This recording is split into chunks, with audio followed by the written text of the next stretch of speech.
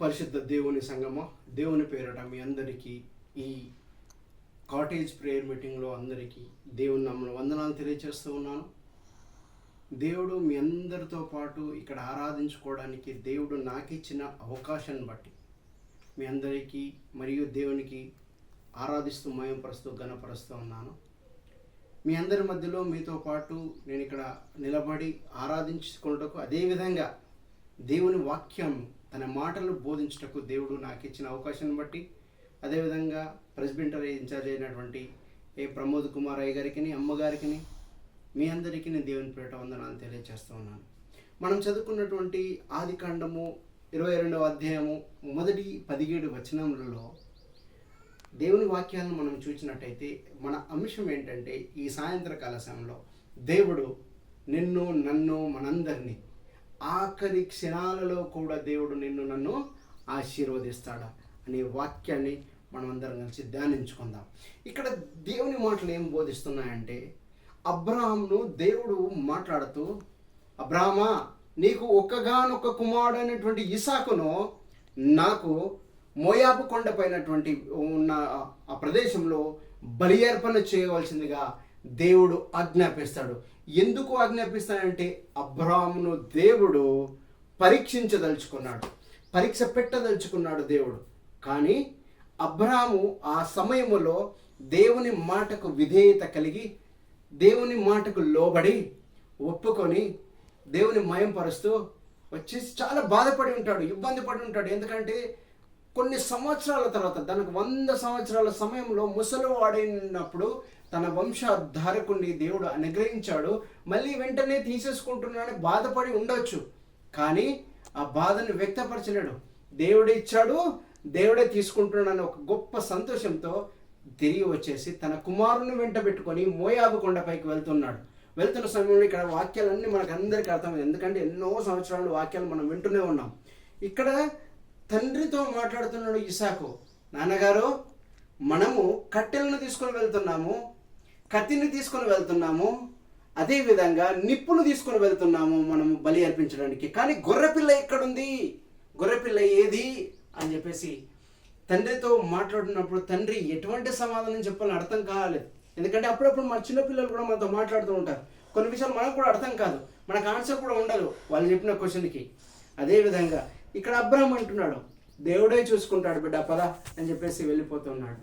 దేవుడు చూసుకుంటాడని చెప్పేసి వెళ్తున్నప్పుడు ఆ మాటలను చిన్నవాడైనటువంటి ఇసాకు కూడా అంగీకరించి ముందుకు వెళ్తూ ఉంటాడు.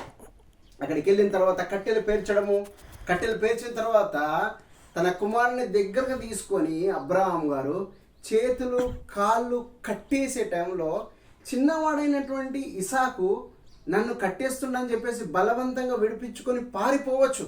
ఎందుకంటే అతను ముసలివాడు, చిన్నపిల్లలు పరిగెత్తి దొరకరు.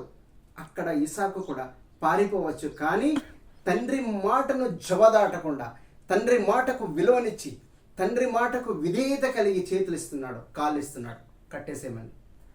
దేవుడు పట్టుకొనేసి కట్టేసి కట్టెల మీద పేర్చి దేవుని ఆరాధిస్తూ కత్తిని తీసుకొని బలి అర్పించే సమయంలో తండ్రి అయిన దేవుడు అబ్రాహాముతో మాట్లాడుతున్నాడు, అబ్రాహామా, నీకు ఉన్నటువంటి నీ కొడుకును నా కొరకు బలి అర్పించడానికి నువ్వు సిద్ధపడి బలి అర్పిస్తున్నావు, సిద్ధపడ్డావు. కానీ నీ కుమారుడు నాకు అవసరం లేదు బిడ్డ. ఎందుకు అవసరం లేదంటే, నేను నిన్ను పరీక్షించదలుచుకున్నాను, కానీ నీ బిడ్డను చంపాలని అనుకునే వాడిని కాదు. నేను అలాంటి దేవుడు, నేను ఉన్నవాడు అన్నవాడు దేవుడు, నేను మిమ్మల్ని రక్షించే దేవుడిని, మిమ్మల్ని స్వస్థపరిచే దేవుడిని, మిమ్మల్ని కాపాడే దేవుడిని, మీకు ఆశీర్వాదాలు ఇచ్చే దేవుడిని, కానీ మిమ్మల్ని చంపే దేవుడిని కాదు అని చెప్పేసి దేవుడు అబ్రాహాం చెప్తాడు. ఆ పొదలో ఉన్నటువంటి గొర్రెపిల్లని తీసుకొచ్చి ఇసాకు బదులుగా నాకు బలి అర్పించాలని చెప్పేసి అన్నప్పుడు తీసుకురావడము, బలి అర్పించడము జరిగిపోతుంది. ఈ క్షణం ఏంటి, ఆఖరి క్షణంలో కత్తిని దూసి చంపే సమయంలో దేవుడు తనతో మాట్లాడి అబ్రాహామును రక్షిస్తాడు. ఆఖరి క్షణంలో దేవుడు అబ్రాహామును ఆశీర్వదించి రక్షిస్తాడు. నీకైనా నాకైనా మనందరికైనా మనం మొరపెట్టినప్పుడు, మనం ఆరాధించినప్పుడు, మనం గణపరిచినప్పుడు, మనం విధేయత కలిగి ఉన్నప్పుడు ఆఖరి ఎటువంటి పరిస్థితుల్లో నిన్ను నన్ను మనందరినీ ఆశీర్వదిస్తూ కాపాడుతూ ఉంటాడు. అదేవిధంగా మనం న్యాయాధిపతుల గ్రంథంలో చూస్తూ ఉన్నాం. అక్కడ జరుగుతున్నట్టు సంసోను చరిత్ర మనందరికీ తెలుసు. సంసోను పరిస్థితి ఏంటి, ఏ క్షణంలో ఎట్లాంటి వాడు, అసలు న్యాయాధిపతిగా ఉండాల్సినటువంటి సంసోను దెలీలా వెంటబడ్డాడు. దెలీలా కోసము న్యాయాధిపతి తత్వాన్ని వదిలిపెట్టేసి దెలీలా వెంట తిరిగాడు. చివరికి ఇక్కడ ఎలాంటి పరిస్థితి వచ్చిందంటే, ఫిలిస్తీయులు వంటలు చేసుకొని గారెలు బూరెలు చేసుకొని తినడానికి పిండి రుబ్బాల్సిన పరిస్థితిలోకి సంసోను రావడం జరిగింది. కానీ ఒకానొక సమయంలో సంసోను చంపాలని ఫిలిస్తీయులు కోరుకొని వాళ్ళ దేవాలయంలో 2 స్తంభాల మధ్యలో నిలబెట్టినప్పుడు అప్పుడు దేవుడు గుర్తుకొస్తాడు సంసోనుకి. అప్పుడు అంటాడు, ప్రభువా, తండ్రి, దేవుడా, లోకరక్షకుడా, నీ చిత్తం అయితే నాకు తిరిగి నా బలాన్ని అనుగ్రహించు. నాతో పాటు ఈ ఫిలిస్తీయులను ఒక్క క్షణమందే చంపివేస్తాను. ఎందుకంటే నీకు విధేయత కలిగి జీవించట్లేరు, నీకు మొర పెట్టట్లు నేను ఆరాధించట్లేరు అన్నప్పుడు దేవుడు అధిక బలం ఇవ్వడం వల్ల సంసోను మొరను విన్నటువంటి దేవుడు సంసోనుకు బలం ఇచ్చేసి ఫిలిస్తీయులు చచ్చిపోవడానికి ఒకేసారి 3000 మందిని ఒకేసారి చంపివేస్తాడు. 2 గోడలను పట్టి లాగేస్తే మొత్తం మందిరం మొత్తం కూలిపోయి చచ్చిపోవడం జరుగుతుంది. ఎందుకు? సంసోను మొర పెట్టాడు, దేవుడు మొరను ఆలకించాడు, సంసోనుకు విజయాన్ని దయచేశాడు. అదేవిధంగా మనం షడ్రకు, మేషకు, అబేద్నెగోల విషయంలోకి వెళ్తే దానియేలు గ్రంథం 3వ అధ్యాయం 16వ వచనంలో కూడా ఉంటుంది. దానియేలు గ్రంథం 3వ అధ్యాయం 23 నుండి 25 మధ్యలో దేవుని వాక్యం ఏం బోధిస్తుందంటే, షడ్రకు, మేషకు, అబేద్నెగోలు రాజుతో మాట్లాడుతున్నారు. నువ్వు ఒక ప్రతిమను పెట్టావు, ఆ ప్రతిమను నువ్వు నిర్మించావు కానీ దేవుడు నిర్మించలేడు. నిజమైన దేవుడిని మేము ఆరాధిస్తున్నాం, నిజమైన దేవుడు మమ్మల్ని రక్షిస్తాడు. ఒకవేళ నిజమైన దేవుడు మమ్మల్ని రక్షించకపోయినా మీరు నిర్మించినటువంటి, మీరు పెట్టినటువంటి విగ్రహాన్ని కానీ ప్రతిమను కానీ మేము పూజించమని చెప్పేసి అన్నప్పుడు రాజుకు కోపం వచ్చేసి ఒకేసారి 7 అంతలుగా అగ్ని మండపాన్ని మండింపజేసి దాంట్లో పడవేయమని సెలవిచ్చినప్పుడు ఆ పడవేయడానికి వచ్చినటువంటి సైనికులే చనిపోయారు. కానీ పడవేసిన తర్వాత అగ్నిగుండంలో 4 ఉండడము, దేవుని కార్యాలు అక్కడ జరుగుతున్నాయి, దేవుడు అద్భుతాలు చేస్తున్నాడు. 3 ఉన్నటువంటి వారితో పాటు దేవుడు ఉండడము, దేవుడు వారికి ఎటువంటి ఇబ్బందులు కలగకుండా వారిని రక్షించడము చూసినటువంటి రాజు సైతము ఆశ్చర్యపడి మళ్ళీ పైకి తీసుకురావడము చూసారా.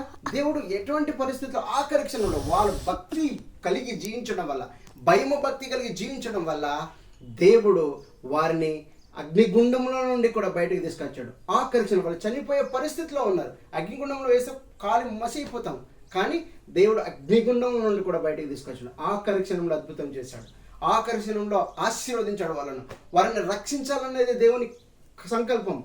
దేవుడు వారి మీద ఒక చిన్న నిప్పు కూడా వాళ్ళ లేకుండా కాచి కాపాడినాడు. అదేవిధంగా ఎస్తేరు గురించి చాలా గొప్పగా మాట్లాడుతున్నాను. ఆ ఎస్తేరు గ్రంథం మొత్తంలో ఎస్తేరు భక్తి పరురాలు, దేవుని ఎంతగా మొరపెట్టిందంటే 3 రోజులు ప్రార్థిస్తుంది దేవుణ్ణి. ఏ విధంగా ఉంటుంది? ఎస్తేరు 4వ అధ్యాయం 14వ వచనం నుండి 16వ వచనం వరకు ఉపవాసంతో 3 దినాలు ప్రార్థన చేసి, ప్రభు అయిన దేవుడా, నా ప్రజలను చంపాలని చూస్తున్నటువంటి హామాను నా అశ్వరోషు రాజు దగ్గర ఒక ఉడంబడికను, ఒక రాజ్యాంగాన్ని రాసుకొని వచ్చి దాన్ని నెరవేర్చడానికి సంకల్పం పట్టుకొని ఉన్నాడు హామాను. ప్రభువా, ఏ విధంగానైనా కానీ యూదా ప్రజలను రక్షించండి, మీరు గొప్ప కార్యాలు చేయండి, అద్భుత కార్యాలు చేయండి అని 3 దినాలు ఉపవాసంతో ప్రార్థించగా అశ్వరోజు రాజు 128 రాజ సంస్థానాలకు అధిపతి అయినటువంటి రాజు తన మనస్సు కరిగింపజేశాడు. దేవుడు అక్కడ కరిగింపజేసి యూదా ప్రజలను రక్షించుటకు తాను సంతకం పెట్టినటువంటి తన రాజ్యాంగాన్ని తాని రద్దు చేసి యూదులకు విజయాన్ని దయచేశాడు. ఎందుకు దయచేశాడు? ఉపవాసం ఉండి ప్రార్థించింది ఎస్తేరు. ఉపవాసంలో ఉండి ప్రార్థించగా దేవుడు గొప్ప కార్యాలు చేశాడు. ఉపవాసంతో ప్రార్థించగా దేవుడు అద్భుత కార్యాలు చేశాడు. ఆత్మతోను సత్యంతోను నువ్వు నేను మనమందరం కూడా ప్రార్థిస్తూ ఉపవాసం ప్రార్థన కలిగి జీవించగలిగితే దేవుడు నిన్ను నన్ను కూడా ఆఖరికి ఎటువంటి సమయంలో నన్ను ఆశీర్వదిస్తాడు. అదేవిధంగా పేతురు విషయానికి వస్తే కూడా పేతురు రాత్రంతా శ్రమపడ్డాడు, రాత్రంతా వలలు వేశాడు, కానీ ఒక్క చాప పడలేదు.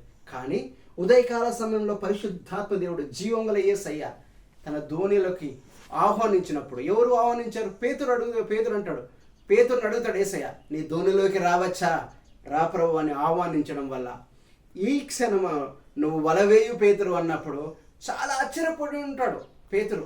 కానీ యేసు మాటకు విలువివ్వడము, యేసు మాటలో గొప్ప శక్తి ఉందని తెలుసుకున్నటువంటి పేతురు వల వేసినప్పుడు వల లాగుతుంటే పట్టజాలనంత విస్తారమైనటువంటి చేపలను రాగట్టగలిగాడు. ఏ విధంగా? దేవుడు కార్యాలు చేశాడు. అక్కడ దేవుడు అద్భుతాలు చేశాడు. దేవుని నీ మనసులో, నీ గుండెలోకి ఆహ్వానించుకోగలిగితే, నీ ఇంట్లోకి ఆహ్వానించుకోగలిగితే దేవుడు అద్భుతాలు చేస్తాడు. చివరగా తండ్రి అయినటువంటి దేవుడు కల్వరి కొండపైన శిలువ మీద ఉన్నప్పుడు అక్కడ ఉంటుంది లూకాసు వార్త 23వ అధ్యాయము 43వ వచనంలో ఉన్న మాట ఏంటంటే, నేడు నువ్వు నాతో కూడా పరదేశులై ఉండు అనే మాట. కానీ అంతకుముందు ఏమి జరిగింది? మొదటి ఇద్దరు దొంగలను శిలువ మధ్యలో ఉన్న యేసయ్య మధ్యలో ఉండగా ఇద్దరు దొంగల్ని కుడివైపు ఒకరిని ఎడమవైపు ఒకరిని పెట్టినప్పుడు ఆ ఇద్దరి దొంగలతో పాటు యేసయ్యను శిలువ వేశారు. ఆ సమయంలో మొదటి దొంగ ఏం చేస్తున్నాడంటే, నువ్వు దేవుడు అంట కదా, నువ్వు రాజు అంట కదా, నువ్వు యూదులకు రాజు అంట కదా, ఎందుకు ఈ శ్రమ, ఎందుకు ఈ బాధ, ఈ శిలువ మరణం ఎందుకు నీకు?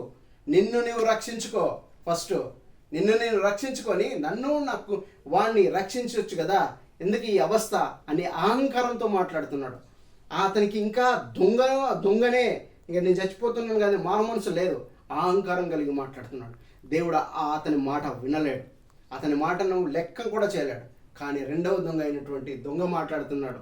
మనమిద్దరే ఏం మాట్లాడుతున్నావు దొంగ? మనమిద్దరం చిన్నప్పటి నుండి దొంగలము, దౌర్భాగ్యలము, ఎంతోమంది దగ్గర దొంగతనం చేశాం, దౌర్జన్యంగా ప్రతి ఒక్కరి దగ్గర లాక్కున్నాం, ప్రతి ఒక్కరిని లాగేశాం, కొంతమందిని చంపివేశాం, ఇబ్బందులు పెట్టాం. మనకి ఈ శిక్ష పడాల్సిందే, ఎందుకంటే మనం దొంగలుగా ఉన్నాం కాబట్టి, బొందిపోటు దొంగలమైనాం కాబట్టి మనకి ఈ శిక్ష పడాల్సిందే. కానీ ఏ పాపం మెరుగని దేవుడైనా మారు మనసు పొందుకున్నాడు, గొప్పగా దేవుని ఆరాధించడం మొదలుపెట్టాడు. దొంగకు అర్థమైపోయినా యేసుక్రీస్తు ఎవరో అనేది దొంగకు అర్థమైంది. ఈయన గొప్ప దేవుడు అయినాడు. దేవుడు ఈయనకు మాట్లాడటం నీకు నోరేలా వచ్చింది?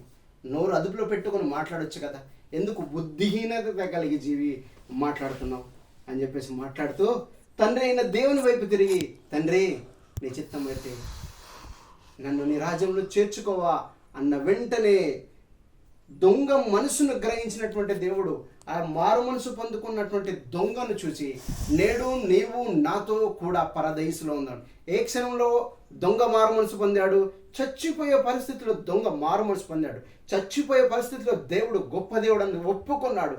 చచ్చిపోయే పరిస్థితిలో దేవుడు జీవం గల దేవుడు అని ఒప్పుకున్నాడు. అతను గ్రహించాడు, గొప్ప కార్యాలు చూసి. అద్భుత కార్యం కాదంటామా?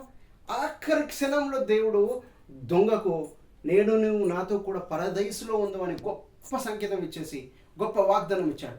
ఇప్పుడు నీ పరిస్థితి, నా పరిస్థితి, మనందరి పరిస్థితి ఏంటి? మనం ఎలా జీవిస్తున్నాం? మన బ్రతుకులను అబ్రాము వలె విధేయత కలిగి జీవిస్తున్నావా? షడ్రకు మేషకు అబద్నీగుల వలె మా భయము భక్తితో దేవుని ఆరాధిస్తున్నావా? సంసోను వలె మొర పెట్టావా? ఉపవాసం ఉండి ఎస్తేర వలె ఆరాధిస్తున్నావా? మారు మనసు పొందిన దొంగ వలె నువ్వు మారు మనసు కలిగి ఉంటే దేవుడు నీ పిల్లలను ఆశీర్వదిస్తున్నట. ఇక్కడ యెషయా గ్రంథంలో ఉంది చూడండి, 44వ అధ్యాయము 2-4 నీ సంతతి మీద నా ఆత్మను కుమ్మరిస్తాను, నీకు పుట్టిన పిల్లలను నేను ఆశీర్వదిస్తాను, నేను దీవిస్తాను. నీ పిల్లలు నీటి కాలంలో యోరానంలో నిరవరించి చెట్లో గడ్డిలో ఎదిగినట్లు నీ బిడ్డలను ఎదిగింప చేస్తాను అంటున్నాడు. ఎందుకంటున్నాడు? నువ్వు ఇలాంటి ఆశీర్వాదకరమైనటువంటి జీవితం నీవు జీవించగలిగితే, ఆత్మతో సత్యముతో దేవాతి దేవుని ఆరాధించగలిగితే, మారు మనసు కలిగి జీవించగలిగితే, పరిశుద్ధ రక్తంతో కడగబడి శుద్ధీకరించబడి దేవుని ఆరాధించగలిగితే దేవుడు గొప్పగా నిన్ను ఆశీర్వదిస్తాడు. నీకున్నటువంటి పరిస్థితుల్లో ఎటువంటి పరిస్థితులను ఆశీర్వదిస్తాడు, నీ పిల్లలని సంతతిని కూడా ఆశీర్వదిస్తాడు. దేవుడు మనందరినీ దేవుడు ఆ విధంగా ఆశీర్వదించుటకు దేవుడు తన కృప అనుగ్రహించును గాక. ఆమేన్.